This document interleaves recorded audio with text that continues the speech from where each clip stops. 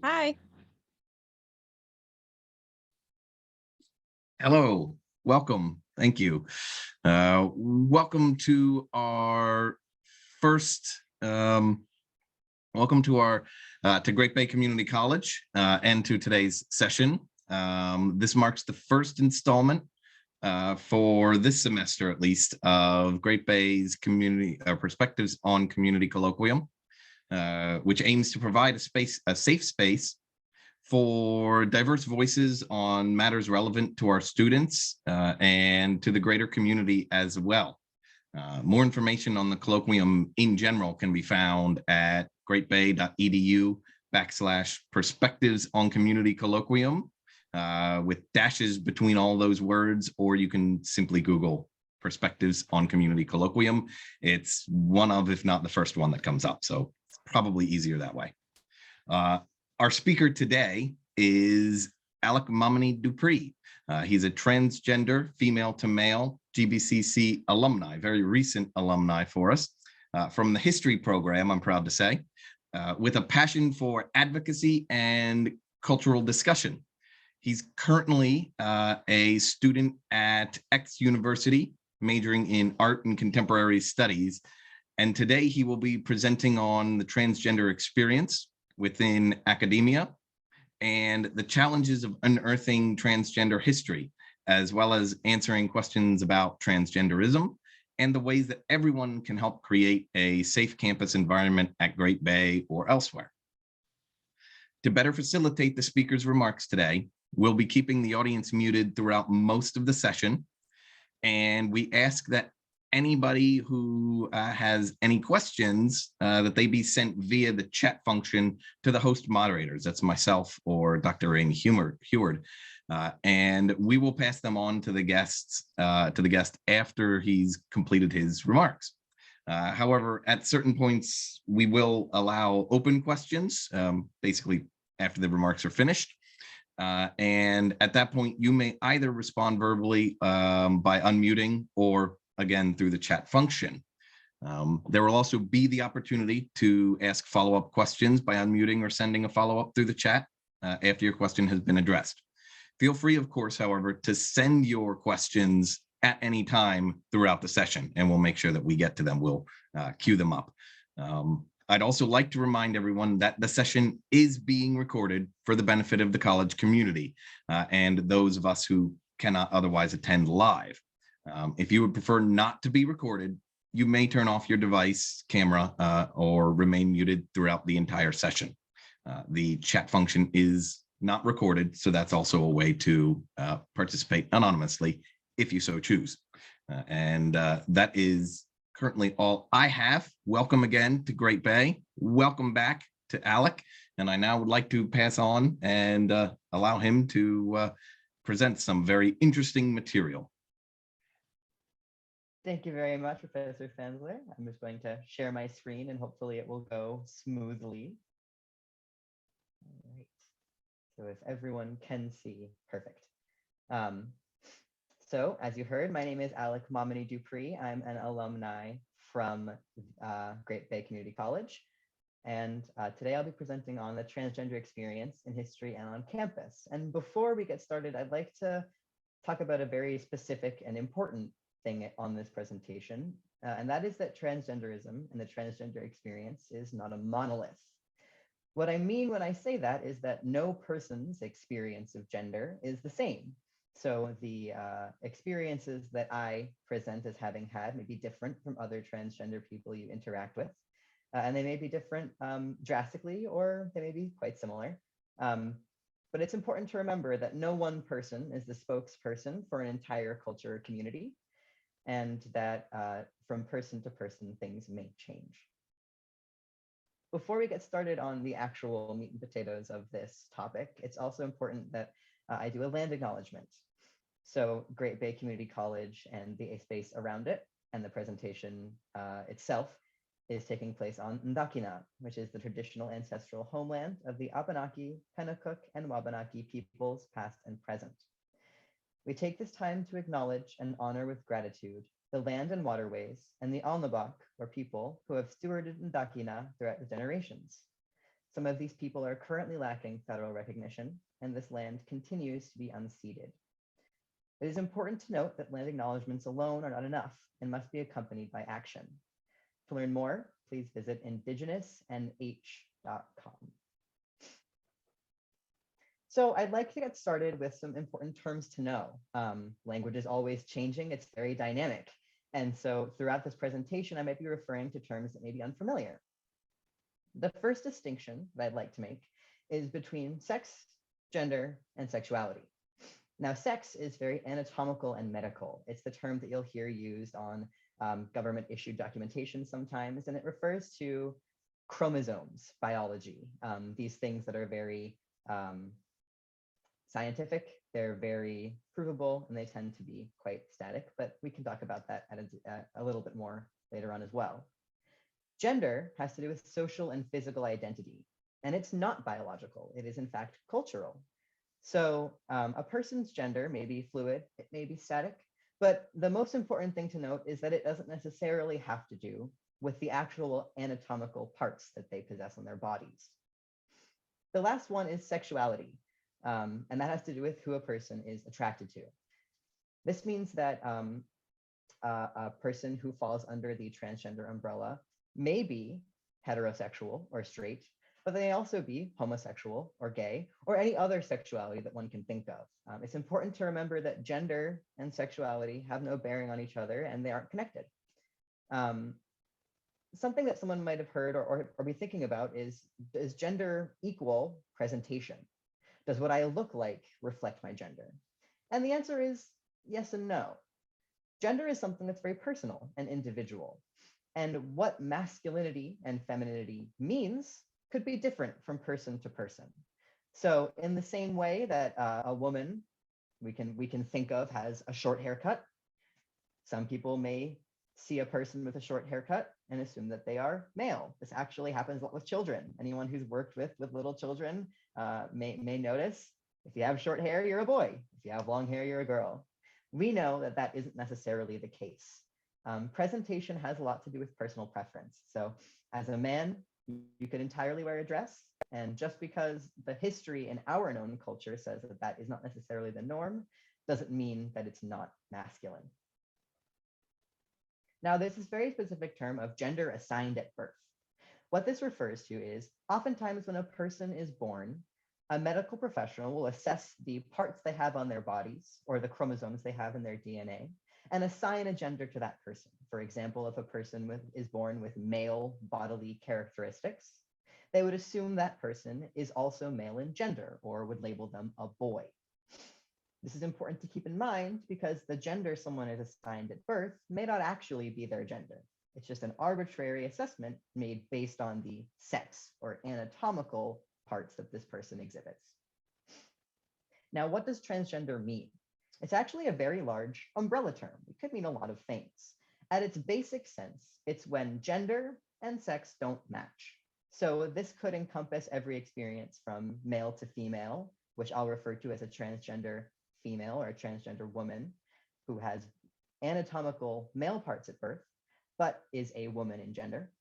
It could be a person who is female to male, like myself, who is born with female parts anatomically, whose sex is female, but whose gender is male. It could refer to someone who is non-binary. This means that they don't identify with male or female, and they actually live outside of what we perceive as the gender binary. And finally, someone could be genderqueer. This term encompasses a lot of different kinds of gender that aren't necessarily categorically fit into the terms male to female, female to male, or non-binary.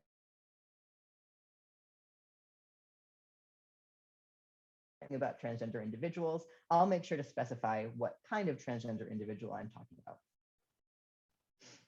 Now, what is dysphoria? This might be a term that people have heard before.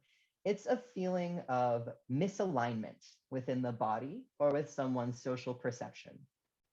It's more than just discomfort, and there are two kinds. So when someone expresses social dysphoria, it means that the way that they are identified and perceived by others doesn't fit with their internal sense of being. This can become very dissonant and feel very disturbing. On the physical side, it's when their physical body doesn't match their internal sense of self. So for example, this can have to do with a presence or lack of facial hair, a presence or lack of a protruding Adam's apple, things like secondary sex characteristics and hormonal changes.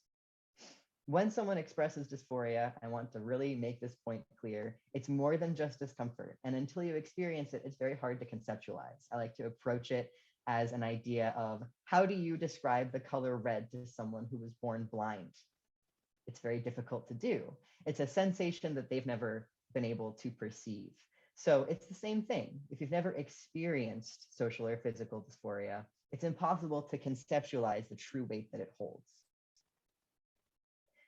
Cisgender is a term that some may have heard. It refers to when gender and sex do match. So when someone's gender assigned at birth is in fact the correct gender that they align with. For example, a person who is born with male sex presentation and male chromosomes and feels comfortable in that male gender as well. Gender affirming care stands for the medical care that a transgender person may receive to lessen dysphoria. So this can be counseling, such as gender-specific therapy. It could be hormone therapy to replace the incorrect hormones of their body with the correct ones. And it could be procedures to change the physical frame of their body so that it aligns more with what they know to be true about themselves. And finally, there are some terms that were used in the past that we've moved away from or that don't quite fit with the transgender community's termings of ourselves. One of those is drag queens and kings, because they aren't necessarily under the transgender umbrella. They may not have a different gender than the one that aligns with their physical sex characteristics. Instead, they actually play with presentation. So keeping in mind that presentation of masculinity and femininity does not mean gender. Gender is the internal feeling of what one aligns with. Transvestite is an older term that is fallen out of use, partially because it was used sometimes in a derogatory sense. And so it's fallen out of favor within the community for many. And transsexual, I put with a question mark, because some feel as though it fits to describe people who do experience physical dysphoria, because a person can be transgender without physical dysphoria. So there's a distinction there between someone who feels the need to have these procedures done to, modify their physical dysphoria and lessen it, and those who feel more social dysphoria and don't necessarily feel the need to alter the frame of their body. If anybody has any questions about these terms, I'd like to take a very quick pause. I know it's the very beginning, but I'd like to take a very quick pause to make sure that nobody has any confusion around the terms that I've just defined, because they'll be important in the knowledge moving forward. So just a very short little moment to make sure everyone's on the same page. This is sort of the nitty-gritty, most intensive portion.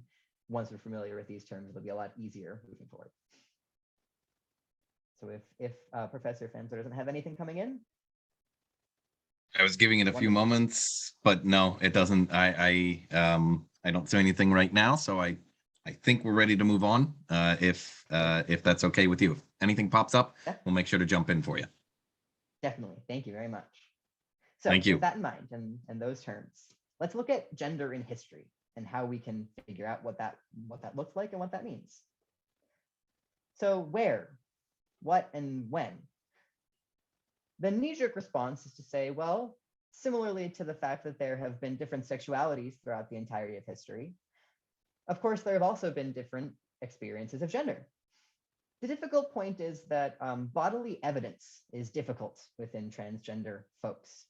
Sometimes it can be easier because there is, in fact, a sex that is different from male or female, and that would be what we call today intersex. This means that a person has more than just female or male sexual characteristics. They may have elements of both. Now, this can look like a lot of different things. It can come in a lot of different forms. However, it often does leave behind some evidence in the body. One of the most difficult parts of that is that it often comes within soft tissue. What that means is things that won't necessarily stay over long expanses of time, like bone. As technology gets better and we can look at bones in different ways, this becomes easier. But a lot of times, the ways that people present and experience transgenderism isn't the kind of thing that would stay over centuries within the body, especially as the medical procedures at the time and even the medical procedures currently don't alter the skeletal structure. So it's difficult to have bodily evidence.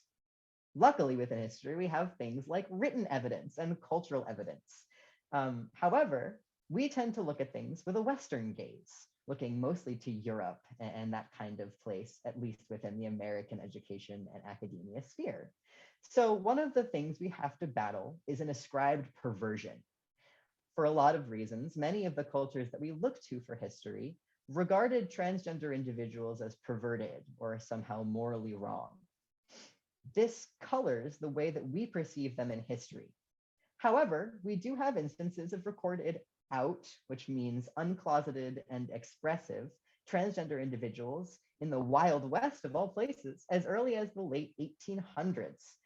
They were developing procedures and things that early on. They were allowing people to, on a case-by-case basis, almost integrate into society as the gender that they felt most comfortable in. It's important to remember, too, that this was a very binary gaze. The idea that somebody could be outside of what is male and what is female and present as a third gender within the communities that we often look at to history didn't really exist. It wasn't a thing that a person could easily do. So when we look at this written evidence, it's important to remember that this is only a small slice of the gender experience. Most of these experiences weren't written down, as they were, again, often viewed as wrong. Another thing to look at, especially when we're looking at female to male presentations, which were very, very common in certain times, is that there's a difference between coming to a patriarchal society and wanting to be a part of it, and therefore presenting male, and feeling as though femininity and the female idea and the female presentation fundamentally doesn't fit and causes dysphoria. So female assigned bodies in a patriarchal society were at a disadvantage throughout much of Western history. They weren't allowed to participate in work, in economic pursuits. They weren't allowed to have ownership of homes in some examples. So oftentimes women would assume a masculine identity in order to become soldiers, workers, cowboys, and even royalty. We have examples from Egypt where women would become pharaohs and on a very interesting situational basis, take on male pronouns linguistically, but in their personal lives retain female pronouns.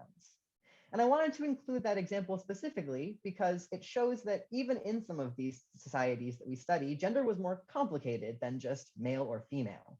It was, are you participating in society in a way that is male? Are you presenting in a way that is female and yet taking up a societal role that would normally go to male figures?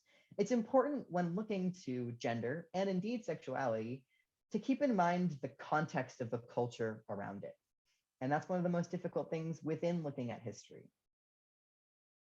So how can we be sure that these people were presenting as a transgender individual? How can we be sure they weren't just trying to live in the context that they were forced to live in?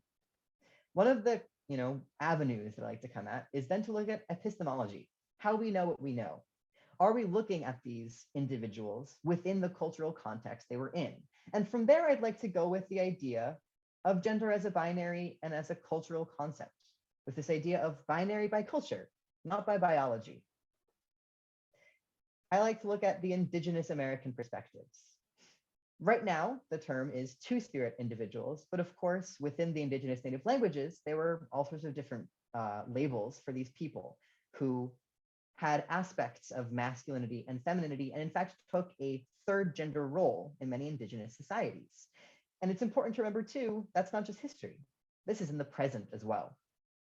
So when looking at history, it's often a common response to say, great, these indigenous cultures had this third gender perspective in history, when in reality, those third gender perspectives are still very valuable today. They held unique positions within the tribal communities they were in, often holding positions as sages, judges, healers, and teachers. Now, of course, we have this idea of feminine men. That can be found in a lot of different cultures in past and present. And for examples in India, in lots of parts of some South American countries, South Asian countries, and some African countries. And I wanted to bring up the specific idea of feminine men because it's a trend that we see often when we look at other cultures. So rather than giving a full new identity and terms of language, pronouns, and gender names for masculine women, it's very specifically towards feminine men. This exists all over the place, especially, as I said, in the South Asian and sort of West Asian regions. And it's an interesting phenomena in that they hold a very specific place in society. It intersects a lot with the idea of a patriarchal society. So in some places like Oman, that utilize Sharia law, femininity is viewed as something that is not equivalent to masculinity. And people who are labeled women don't have specific ability in society, like the ability to judge or drive or have certain representations in court. These feminine men, while they're not viewed as men, they're also not viewed as women, and they do have access to the benefits that some of these women do not have. So it's an interesting dichotomy of these aren't men, but they're also not women, and they take a sort of in-between phase where it comes to the privileges and abilities that they have, both historically and presently. And finally, as I said, there are many complex social roles. So as two very wonderful examples in history and in present, there is the indigenous Hawaiian population that includes mahus, who are this third in between that are said to incorporate characteristics of both the feminine and the masculine and are seen as educators. There's a group of indigenous Siberian origin, and they utilize the label chukchis. It's difficult to say for me. But these are also a third gender that are usually in society put towards shamanism, and they take a very sagely role within that community. So when we're looking at history, it's important to let go of our binary view of gender and really be able to take on the nuanced parts of gender that are involved with the cultural perception of individuality and of personal experience when it comes to these places. It can often be hard to do. You know, our idea is you're a boy or a girl. But we have to sort of, especially as within our society, we recognize non-binary individuals, let go of that idea. It's also important to note that as history unfolded, many of these indigenous cultures were overtaken by colonial cultures, such as the British, the French. And when that happened, that idea of perversion came with it and was often enforced on these populations. So while these third gender roles were very accepted, common, and culturally valuable in these indigenous perspectives, whether they be American indigenous, South Asian indigenous, African indigenous, or South American indigenous, they were overtaken by this idea of dirtiness within this other gender perception, other gender presentation. So it's important that we work to let go of that colonial atmosphere and that colonial pollution of these gendered ideas. Now, one of the biggest questions is, why does it matter? Why should we look back in history and try to understand multiple gender perspectives? Where does it leave us today? I like to view history and cultural communication through the terms of understanding where we come from, how we got to where we are today, and how we can do better than how we have done in the past. So it's with that in mind that I'd like to take a step over to gender right here and right now. And I would like to put a trigger warning, as I will be talking about some difficult concepts such as murder and suicide. So if that would be triggering or bothersome to anybody, I invite you to mute the conversation, take a break, and come back. Why is this needed? Well, unfortunately, rates of fatal violence against transgender individuals nearly doubled in 2020, and those rates are still increasing. It is to the point that both the Human Rights Association and President Biden have labeled transgender violence an epidemic within our country. More than 50% of trans, and I put that asterisk to imply the umbrella, so that would include non-binary individuals, genderqueer individuals, but more than 50% of trans individuals report intimate partner violence. That means essentially domestic abuse from their partner to them, be it sexual abuse or physical abuse. Trans women of color are at the highest risk. That would be transgender, male to female individuals of color are at the highest risk. And rates of violence, unfortunately, much higher than are reported. Many transgender individuals have had negative experiences with law enforcement and institutionalized violence. So many are hesitant to report the violence that they come across. And viewing this through the lens of history within Western culture, that's not new, unfortunately. We're at a point where we can recognize transgender individuals as not being, internally wrong or necessarily internally immoral. However, the discrimination is lingers. It's still there, and looking to the discrimination of the past to understand the current discrimination is why looking at the history of gender is important. The other reason is that suicide rates amongst transgender individuals is incredibly high. And unfortunately, trans men, female to male individuals, are the highest risk for this. So more than 50% of trans men report having attempted suicide before the age of 18. Some of this has to do with the internal feelings of physical bodily dysphoria, but oftentimes it also has to do with societal perception. When you aren't embraced by your culture, there's a sense of hopelessness involved that can often lead to that high percentage of suicide rate. And in fact, one of the determiners of those individuals who did not was a sense of optimism. And that optimism isn't something you grow alone. It comes with community. We know this through various studies, and as you've noticed, I've noted little footnotes that I'll provide citations for at the end. But what we do know is that this place, this third gender, this sense of transgenderism too, is regarded as historical. It has historical precedent within our culture and with other cultures as well. And we can look to those other ideas of gender, the indigenous perspectives, the other cultural perspectives, to see how we as a community and as a societal culture can better provide for these underserved communities and make them feel welcome and make them feel as though, or make us really feel as though what we're feeling isn't wrong, it isn't new, and it isn't bad. It's a part of life for many individuals, and in fact, can be very valuable as a perspective. So what can we do, both as educators and as peers? The first and most important part is acceptance. If someone gives you pronouns, use them. They may be he, him, and she, her that we're familiar with. They may be they, them, or even alternate ones like sie, zer, or it. If someone expresses pronouns that they'd like you to use, just do it. If you make a mistake and accidentally refer to them as the wrong ones, and you've noticed, apologize. And if they correct you, apologize and make a change. If you're unsure of someone's pronouns, ask them. If they're comfortable, they'll tell you. If they're uncomfortable, they'll handle that in the way that they feel most comfortable existing. Be supportive and sympathetic. And this includes too, being respectful, not asking questions like, what surgeries have you had? Or, was your family supportive? Things like that are inappropriate, especially if you don't know the person. There's an idea of entitlement to a person's body. If you would never ask a cisgender or someone who does not feel their gender and physical characteristics are misaligned, if you wouldn't ask them what parts they have, why would you feel comfortable asking a transgender person what parts they have?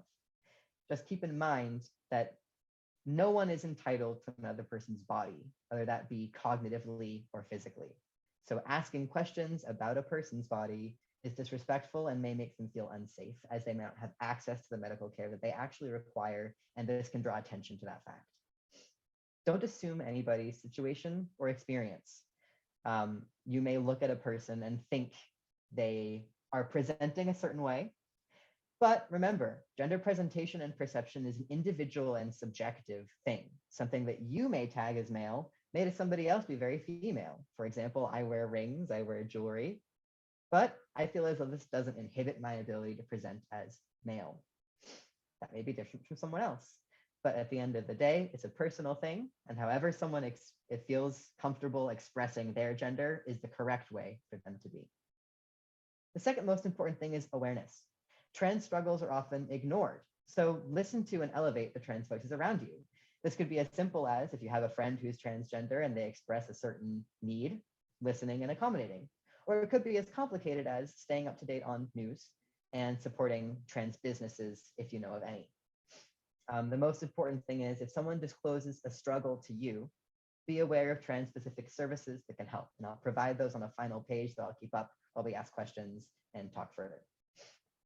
And finally, if you are able and comfortable doing so, be an advocate.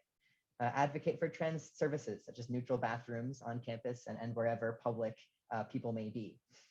Stay informed on national issues, such as conversion therapy bills. Conversion therapy being a historical and unfortunately modern practice that tries to get transgender and also homosexual, other sexualities to revert to back what is considered normal, which would be heterosexual, cisgender, through often very controversial and traumatic practices. I didn't want to get into the specifics of them as they may be triggering for some people. However, in the past, and again, unfortunately in the present, they've been used to silence and erase trans identities and force people to conform to a gender they don't feel comfortable with, which obviously leads to increased mental health difficulties and often suicide. So those are some citations. I wanted to keep this intentionally a bit brief so we'd have a lot of time to have discussion and questions. I hope that it covered the amount that was hoped for. And finally, these are the trans-specific resources. I'll go over them very quickly. The Trans Lifeline has both a hotline you can call as a transgender individual. It is fully staffed by transgender individuals. And if a person feels uncomfortable with emergency services, 911 will never be dialed without a person's consent. They also grant micro grants for housing and medical purposes. And they have an ID change library, which helps to educate people who need to change government issued IDs, such as driver's licenses, birth certificates, and social security information state by state on how they'll end up being successful in doing so. And there's also Planned Parenthood. Planned Parenthood is not just a feminine care organization. They also offer mental health care, gender-specific mental health care, healthcare directed towards people with STDs, STIs, and HIV. Transgender people are at a higher risk for sexually transmitted diseases and infections. And so it's important to make sure that transgender individuals in the community have that access. And finally, they can prescribe and provide hormone therapies such as testosterone or estrogen. So anyone who is expressing that need without the access to it can be directed to your local Planned Parenthoods. They exist in Portsmouth, Exeter, Dover, Epping, I believe, Concord as well. So there are many of them in New Hampshire and the surrounding area. And with that, I would say I'll leave this up and I can post links to their websites as well, which I've just done in the chat. And I would love to answer any questions. I know that this is sort of an issue that is a lot of people have different knowledge on. So on a very case-by-case basis, but questions people may have. And I want to express that this is sort of the, if you have a question about the transgender experience, but you're too afraid to ask for fear of insulting or harming someone, I'm impossible to offend. So please really ask all of those questions that you may feel ashamed to ask. There's no shame here. This is a very safe environment.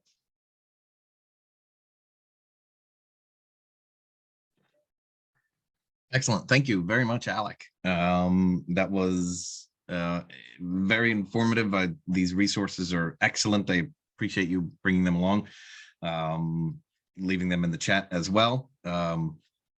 I also appreciate the citation page at the end. That's a different matter, I suppose.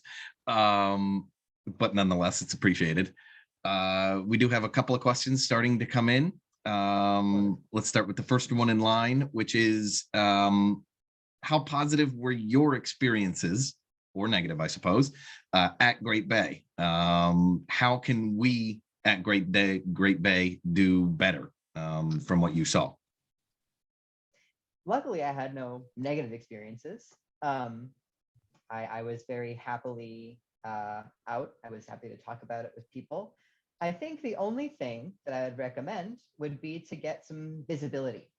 For example, I know that New Hampshire is not the most diverse place in the world when it comes to all sorts of things, but it's always wonderful even to just have in the normal Great Bay news some sort of news about trans individuals, because it shows your students that it is a place of acceptance, it is a place of encouragement, and that it is holding up trans individuals who are having success. Oftentimes, transgender people don't have a lot of heroes to look to in media or in public figures.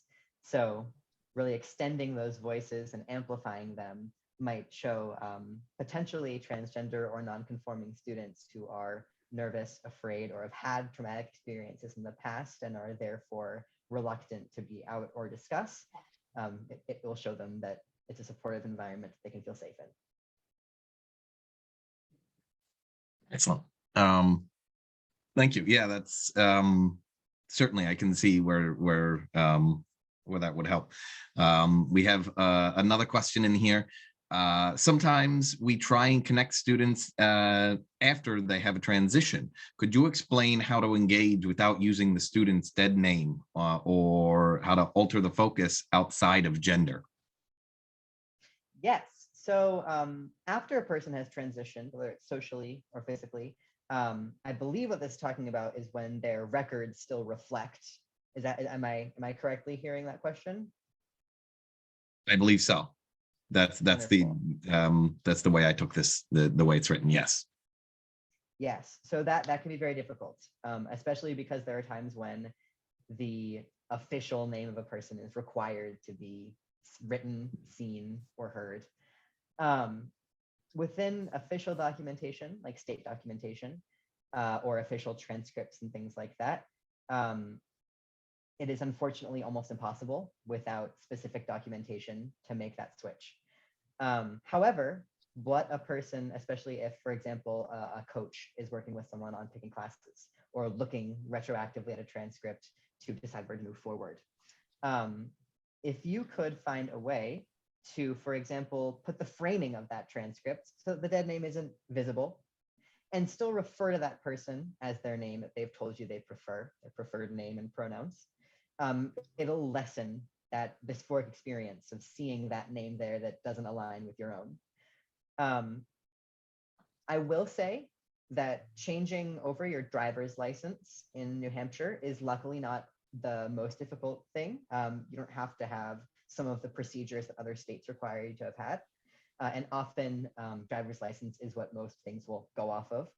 I'm not 100% sure about the Great Bay Community College ID policy. I don't know off the top of my head, only because my name had already formally changed by the time I came into the program. Although I will say that we had to go back and view transcripts that had my dead name on them as well. In my experience, that sort of dysphoria is something that transgender people that I've known, myself included, have to face. It's a part of life. And the best way you can minimize it is by, as you said, directing attention away from gender and really focusing on the academic. Saying, I see that these are the classes you've taken. Let's move forward to what you'll take next. I see these are the classes you've taken. Let's, do this academic action. Let's plan for this future career.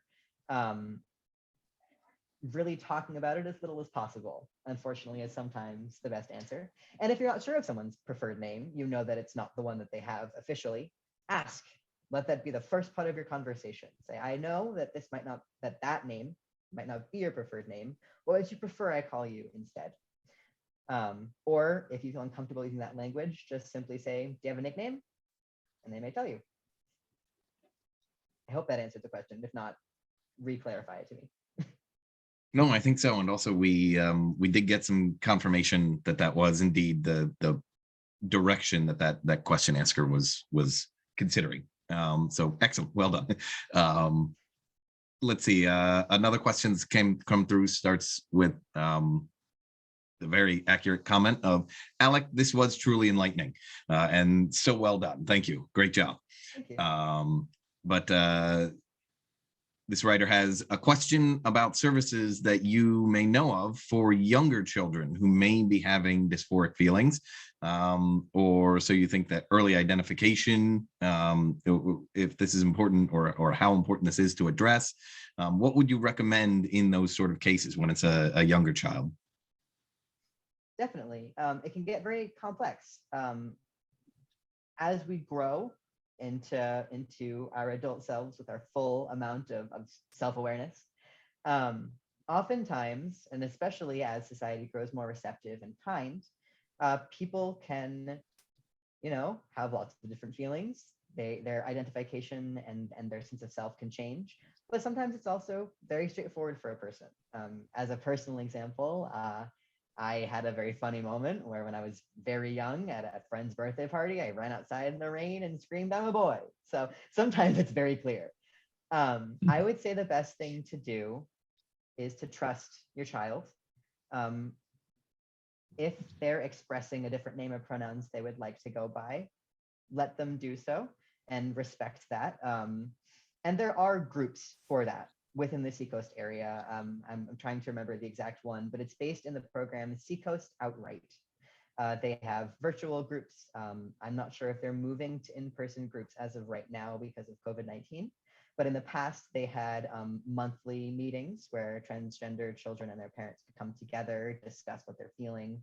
Parent-specific seminars were held on best practices with your child, or a child obviously not wanting to assume that it's a parent strictly. It might be a grandparent, an aunt, an uncle, the different family member, or a caretaker.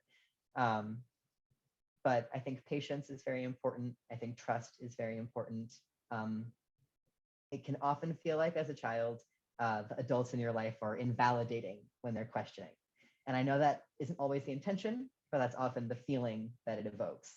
So make sure, if you are having a conversation with a younger person, that the questions that you have aren't posed in a way that could be taken as invalidating. You could say, understand the feelings that you have are valid, they're internal, and they're what you're going through, and that's what your true experience is. I'm trying to get a grasp on what we can do moving forward to make you most comfortable and safe. But that group, Excellent. like Thank I you. said, yeah, that group, Seacoast Outright, is the one to look at. They have a lot of really wonderful youth organization. And I can type Excellent. that so everyone can see it. I think that goes along with the acceptance and the compassion that you were speaking of earlier. Another question that has come through is, if I can pull it, there we go. How did you choose college, the college after GBCC? What kinds of considerations are important or were important for you, maybe specifically as a trans person in that way? Definitely. I looked for universities that had trans advocacy as part of their university. I looked for places that had classes in gender diversity and equity. I looked for places that had gender neutral bathrooms, that displayed pronouns frequently, that incorporated gender acceptance and gender diversity into part of their curriculum. This is because partially it's an interest of mine. Obviously, I'm here presenting on it. But partially, that's the kind of environment that is open about being safe.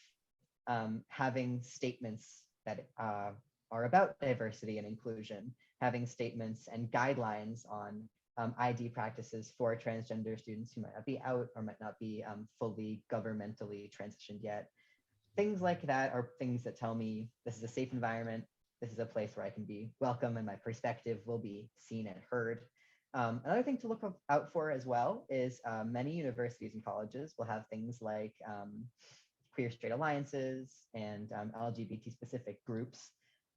This not only gives you a community that you can lean on, it also often can advocate for you in the school. So for example, a LGBTQA+ group could poll students within the club and say, actually, we don't have enough gender neutral bathrooms in our school, and we would like to ask the organization to provide those. And we would like to, give some information and some guidance to the faculty and the staff and in best practices. So it's not only a community support network, it's also a way to advocate and almost unify as like a student union almost to make sure that everyone's needs are met.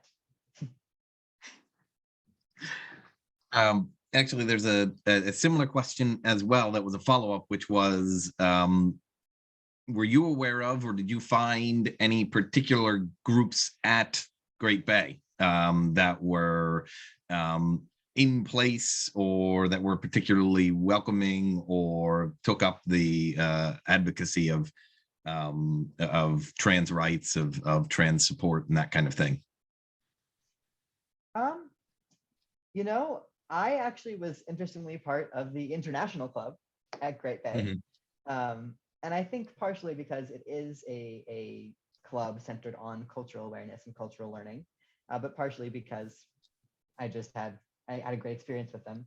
I came out and it was a very easy process. I didn't have any moments at Great Bay that weren't an easy process after coming out, I'm very happy to say.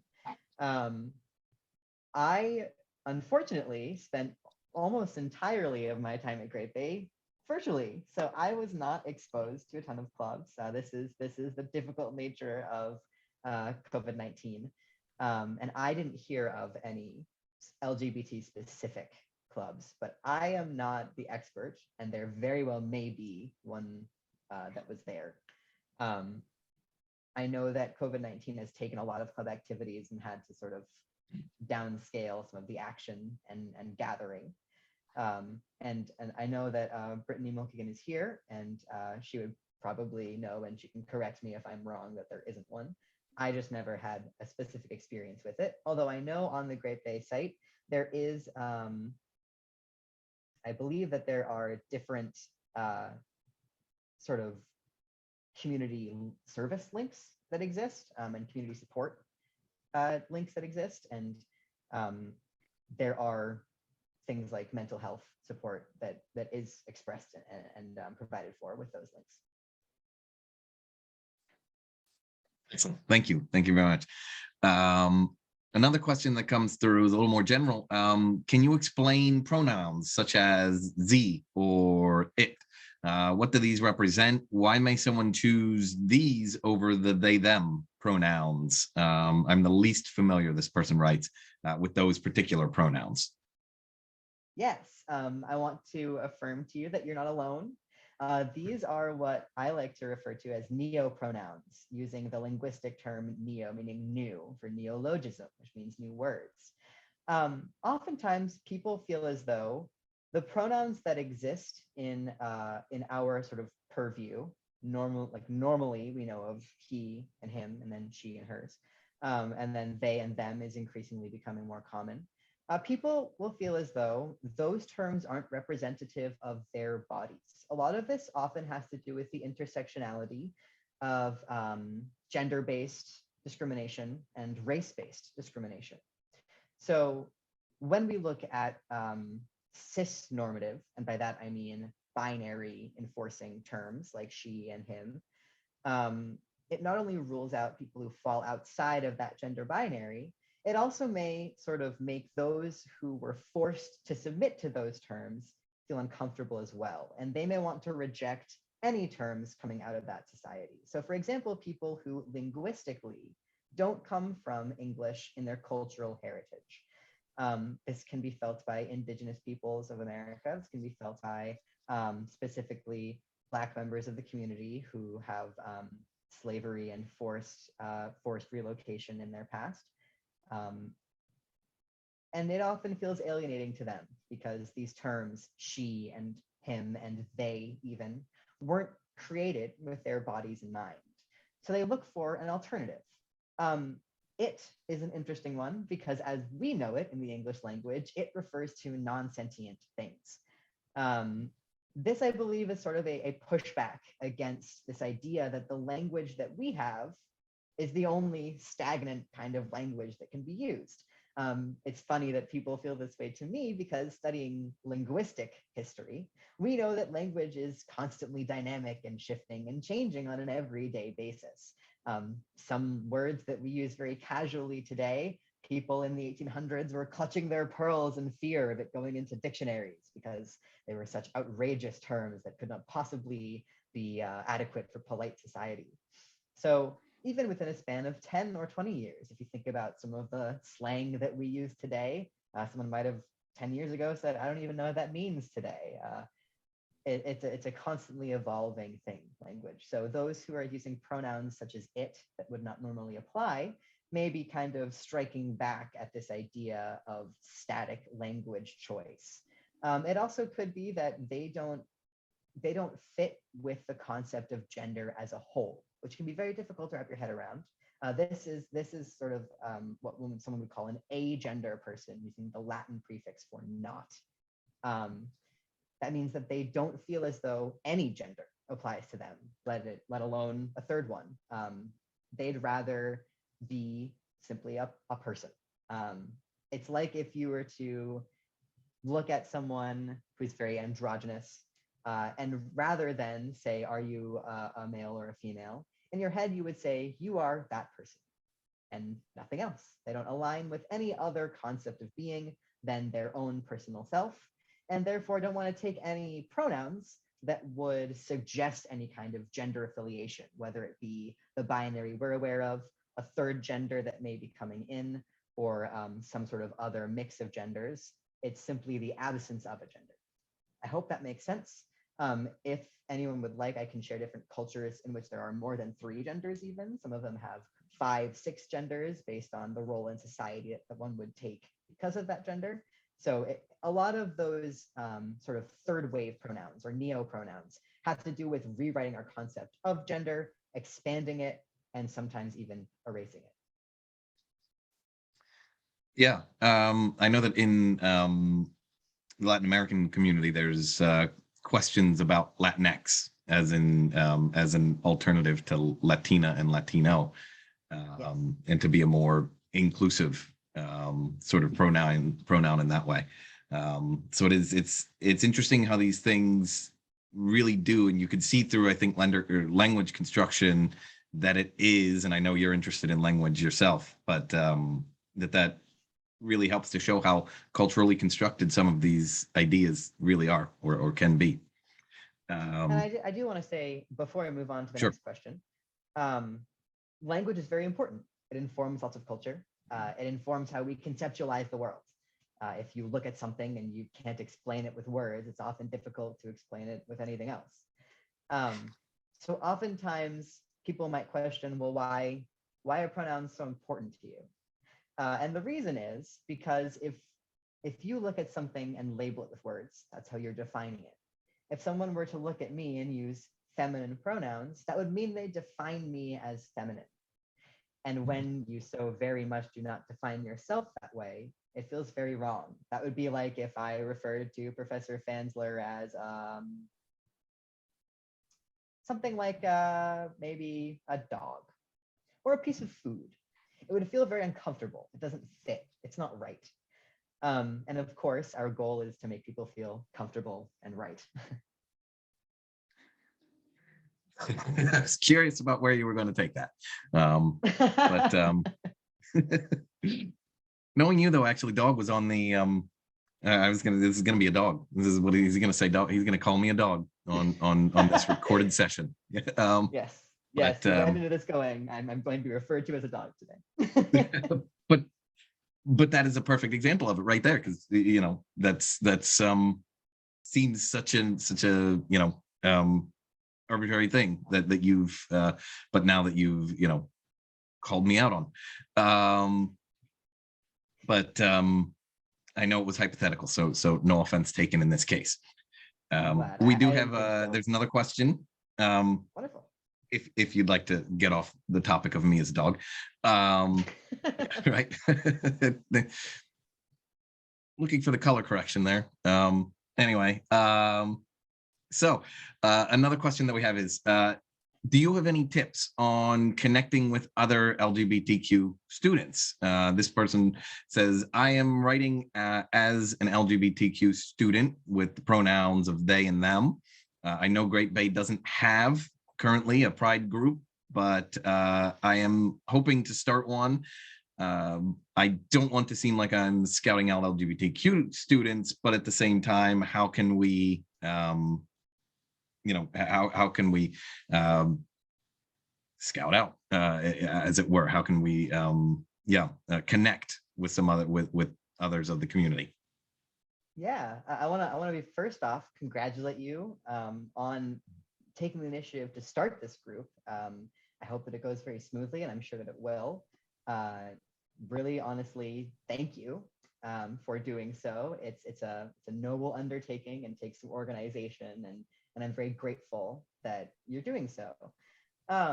My first piece of advice would be, it may feel difficult at first, but be very unafraid of taking up space. LGBT voices are often silenced or quieted by society at large. So it can be very difficult, especially if you have an abnormal gender presentation or a presentation that is not affirming to the heteronormative, binary normative culture. It can feel as though sometimes you're shouting and no one is listening. I would encourage you to keep shouting. And also just be very, very clear. I was part of the administration of the International Club. And if you do have this club, you'll most likely get a billboard. And I would really encourage that it be in a really central location so you can advertise that this club is happening. Let it be known that it's a supportive environment, and do things that are fun. Watch shows that include characters that people may feel familiar with together. Things like, let's see, I'm not super up on the new media, but like Euphoria, I know is a TV show that includes LGBT characters. All of those things that might get people excited. It doesn't have to necessarily be this group that's only about advocacy. It can also be about communal support, and making connections, as I'm sure it seemed like your question was hoping to have that community and get those connections. So I would say, to the extent that you can and that you feel comfortable, be gregarious, be outgoing, make it very known around the campus and advertise if you can. Work with Brittany. I know she's really wonderful and can most certainly help you to get it all advertised and out there and on the normal weekly grape advertisements. I know that it seems like a small thing, but it is seen, and it is something that can really get it out there.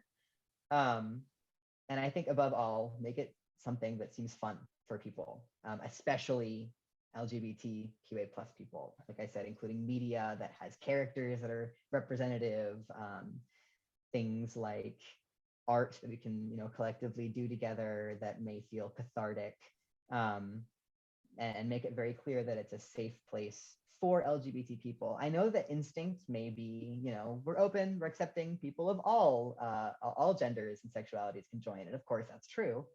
But remember that we're in an environment that straight, meaning hetero, sexual, and cis, meaning aligning, gender aligning with sex people, are already welcome in those spaces.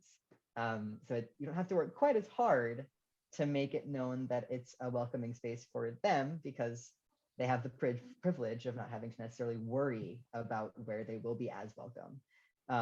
So there's this idea of course, this is an open and welcoming place to straight and cis students as well. However, as it is a place that is really geared around the safety of LGBTQA plus individuals, that's the priority, right? So really advertising that as its strong point, I think will attract students. And I, again, thank you so much for creating that group. I hope that it is strong and wonderful and everything that I'm sure we both hope it can be. I hope that answered your question also. Excellent, thank you. Yes, I think so. And those seem like valid tips for most people looking to approach connecting with LGBTQ students in general, as well, whether to create a group or otherwise. So I appreciate that. And final how's that? one. Pronoun buttons. Pronoun buttons might be a good idea to get things going, like stickers or buttons that say my pronouns are blank. And then anyone who comes to your club can feel comfortable presenting their pronouns. Sometimes when someone is asked directly, it can be a little intimidating. So having it able to be displayed might make it easier for communication. Makes sense. That's an excellent idea. Is there we're actually we're at about time, a little bit slightly past time actually right now. I appreciate everyone sticking around. And I don't think that we have any more questions immediately. If anyone does have one, now's your time. Please do feel free to send them through. If you had anything that you wanted to squeeze in quickly. But Alec, I wanted to ask you if you had any final thoughts that you wanted to provide, or anything by way of wrapping up on your end, perhaps. Yeah, I believe transgender issues and issues of gender conformity and nonconformity are sort of a hot button issue currently. It's in the news often. Sometimes it can be viewed as controversial, which in itself is sort of the point that I wanted to make. People who don't align with the gender they were assigned at birth, whether it be because they assign with a non-binary gender outside of our society's view of gender, or because they feel identified with the other that they weren't identified with originally, often don't have the luxury of existing outside of what I call a politicized body. That means that my body as a transgender person is inherently political. There's nothing I can do to make it not be the case in this day and age. And so when you're approaching someone, every experience that someone like me who is transgender and falls under the transgender umbrella has the capacity to be dangerous. That's a lot of power to have over someone. And I want to be very explicit that that is a power that everyone wields. You can make any experience that you have with a gender non-conforming or transgender person a positive one. And the way you can do that is by being accepting, respectful, polite, and know that it's not necessarily, I'm happy to do so, I'm happy to be here educating, but it's not the job of transgender individuals to be educators. Transgender people are all sorts of things, but not all of them are educators. So it falls on the shoulders of all of us to be informed, to be respectful, and to understand the many different ways that people can experience gender. If you come across someone who is confident, brave, and comfortable in telling you their gender and their experiences, wonderful, listen, be receptive. And if someone is hesitant to do so, know that it's often from past experience, it's often from societal influence. It's not necessarily a personal offense. It just happens to be that unfortunately we live in a society and a time where being transgender is not necessarily inherently safe or easy. So you'll run into people with all different experiences, all different backgrounds, and all different attitudes. And the best piece of advice I can give anybody at any time in any walk of life is be open to new ideas and be as understanding as you can be.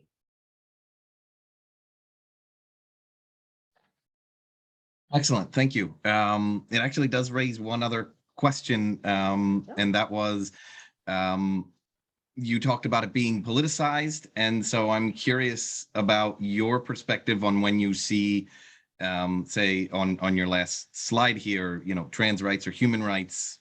It's a slogan that gets used a lot, we'll say, and say at franchises, chain stores, and things like that, or things.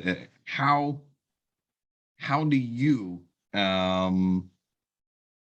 find a genuine, or how are you able to identify, or what to you indicates that those sorts of advocacies are genuine as opposed to more cynical in a way? That's a great question. It's not as easy as it should be, unfortunately. I think we've all seen anyone who is aware of the LGBT community or is in the LGBTQIA plus community themselves has seen in Pride Month all of the colorful, glorious displays of rainbows and trans flags. And then as soon as the month is over, all those things curiously go away. What really shows me that an organization or a political group is truly an advocating group for trans rights are the organizations that it provides, the organizations that it supports. Things like the Human Rights Campaign often do things like fighting for the legal rights of transgender people and take actual tangible action. Sometimes small businesses will actually even display the organizations that they give some of their proceeds to or do events for. And if they are organizations that they're supporting, like the Human Rights Campaign, like other organizations you can look in the background of that are taking tangible action in support of transgender rights, legislation that will enhance and make sure that transgender rights are consistent and available. Any tangible action you can see is very affirming. It can be a little more difficult because not every business has the financial capacity to be so generous, and that's fully understandable, especially now in these very difficult times. The smaller, at least in my experience, the smaller a business is, the more likely it is to be genuine. So you see these very large corporations that are claiming all of these things. You can look at what charities they've donated to, and you can look at what actions they've taken. Actually, from to my knowledge of how it works, if an organization donates to charity, they have to prove that it actually went there. So you can see, you can sort of look at what kind of charities and organizations a company is supporting. And if they claim, or in commercials claim, to be in such support of LGBTQIA+ rights, you can do a little sleuthing. Part of being an aware person in our digital age is everyone's got to be a little bit of a detective. I would say, too, supporting transgender-owned businesses would be a wonderful way to personally be supportive. Transgender people are at a higher risk for unemployment, homelessness, and low income. So really being out there and supportive of small businesses, trans-owned businesses, especially trans people of color who own businesses. If you can order from them or get food from them, that's really wonderful. And it's the worst thing that I can say, but it's the truest thing.